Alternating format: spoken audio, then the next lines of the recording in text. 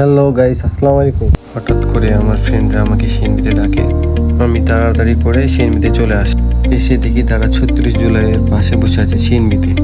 তাদের সাথে দেখা করলাম, তাদের একটু ভিডিও নিলাম। ভিডিওতে আমার বান্ধবী বর্ষা অনেক সুন্দরভাবে একটু পোজ দিল, হাইও দিল সবাই। বর্ষা আমার বান্ধবী অনেক ভালো পোজ দিতে পারে এবং আর হাসিটা অনেক সুন্দর।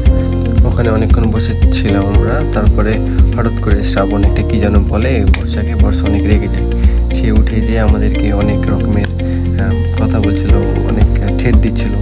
আসলে ওই যদি পুলিশ হইতো তাহলে আমাদেরকে মানে থানায় নিয়ে যেয়ে একদম আচ্ছা করে রুল দিয়ে পিটাতো। মানে দেখছেন কীভাবে আমাদেরকে আঙ্গুল দেখাচ্ছে আর আমাদেরকে ঠেট দিচ্ছে। মাঝে মাঝে আমাদেরকে ঠেট দিতে যেয়ে ওর হাসি বের হয়ে যাচ্ছে।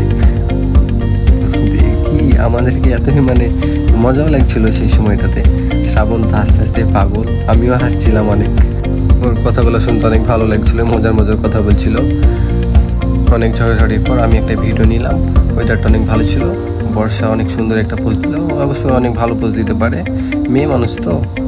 আমরা যার জন্য অপেক্ষা করছিলাম তো অবশেষে ওই আসলো আমার বান্ধবী নূপুর। 4:30 আসবে বলে এখন সেই 6টার দিকে উনি আসলেন মহারানী। ওখানে একটু বসার পরে আমরা আবার উঠে গেলাম চা খাওয়ার জন্য।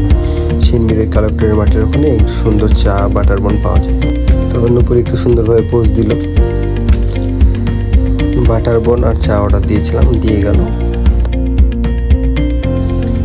আমরা চা খাওয়া শুরু করলাম আর চাগুলো আমরা স্টাইলভাবে একটু টেনে নিলাম।